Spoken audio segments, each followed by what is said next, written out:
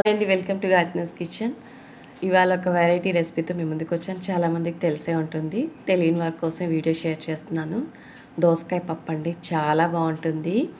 ఈ పప్పులో కొంచెం నెయ్యి జోడించి తిన్నారంటే మళ్ళీ మర్చిపోరు, అంత బాగుంటుంది. ఈ దోసకాయ పప్పుని ఎలా చేసుకోవాలో ఆ ప్రాసెస్ ఏంటో చూసేద్దాం. అందరూ ఒక్కొక్క విధంగా చేస్తాం, వాళ్ళ వెరైటీస్ రకంగా చేస్తుంటారు. మా ఇంట్లో నేను ఎలా చేస్తాను చూద్దాము. ముందుగా అయితే కూర దోసకాయని తీసేసుకొని పొట్టు మొత్తం తీసేసుకోవాలి. ఇలా చూపిస్తున్న విధంగా పీలర్తో తీసేసుకోండి. చిన్న కాయలు అయితే ఒక కాయ వేసుకుంటే సరిపోతుంది. మనకు కొంచెము పెద్ద కాయ దొరికినట్లయితే సగభాగం వేసుకుంటే సరిపోతుందండి. ఇలా పొట్టు మొత్తం తీసేసుకొని సగభాగానికి కట్ చేసుకుంటున్నాను.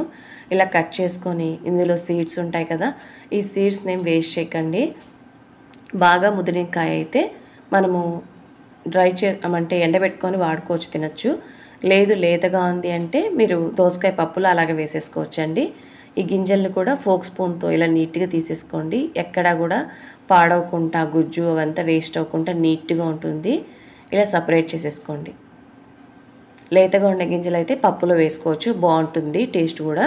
కొంచెం ముదురుగా ఉండేటైతే డిస్టర్బెన్స్గా ఉంటుంది కాబట్టి నేను ఇలా క్లీన్ చేసుకొని బాగా వాష్ చేసుకున్న తర్వాత మనం దోసకాయ ముక్కల్ని సన్నగా చిన్న చిన్న ముక్కలుగా కట్ చేసుకోవాలి.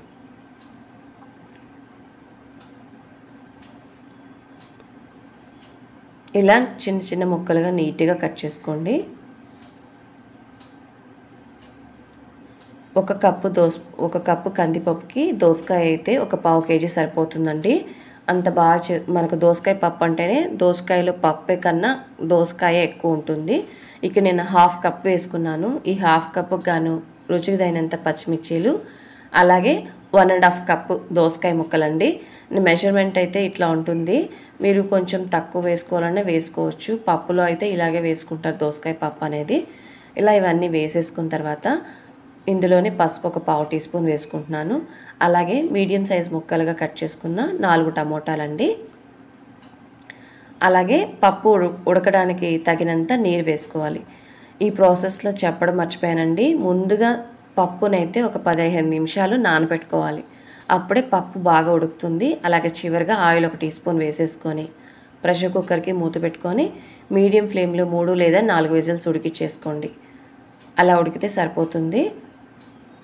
ఎందుకంటే దోసకాయ కూడా కొంచెం పుల్లగా ఉంటుంది కాబట్టి పప్పు ఉడకడానికి టైం పడుతుంది. అందువల్ల కొంచెం ఒక విజిల్ ఎక్స్ట్రా పెట్టుకున్నట్లయితే బాగా ఉడికిపోతుంది. ఇలా బాగా ఉడికిపోయిన తర్వాత ఎక్స్ట్రా నేను వాటర్ అయితే ఏం వేయట్లేదు. అలా గుత్తికట్టుతో కొంచెం అట్లా పామినట్టుగా చేస్తున్నానండి. మళ్ళీ రాళ్ళ సట్లు వేసుకుంటే నున్నగా అయిపోతుంది. అలా నున్నగా ఉండకూడదు, బాగోదు. కొంచెం కచ్చాపచ్చగానే ఉండాలి.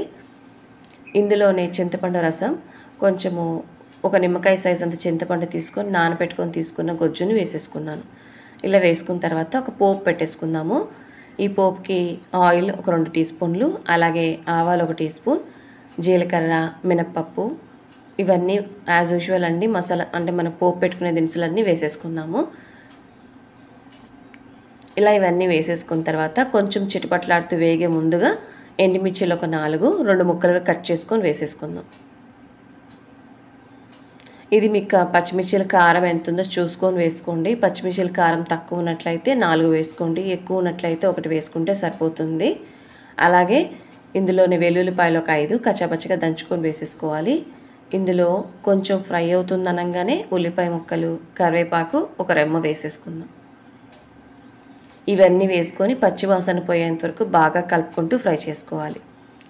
ఇలా కొంచెం ట్రాన్స్పరెంట్గా ఫ్రై అయిపోయి కొంచెం రంగు మారి ఇలా ఉన్నప్పుడు మనం రెడీ చేసుకున్న పప్పుని ఇందులో వేసేసుకుందాం.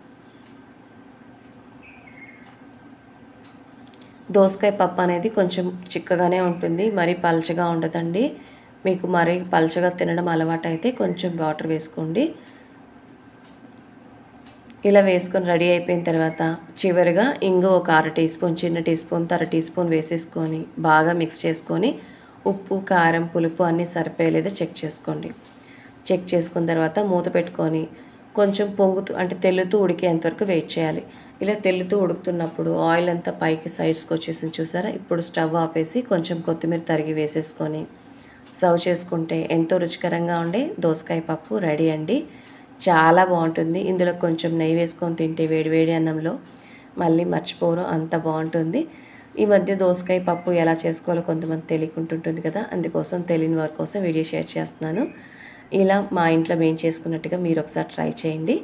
అలాగే కొత్తగా మా ఛానల్ చూస్తున్న వారైతే సబ్స్క్రైబ్ చేసుకొని సపోర్ట్ చేయండి. మరో ఇంట్రెస్టింగ్ అండ్ టేస్టీ రెసిపీతో మళ్ళీ కలుద్దాం. Thanks for watching. బాయ్ అండి.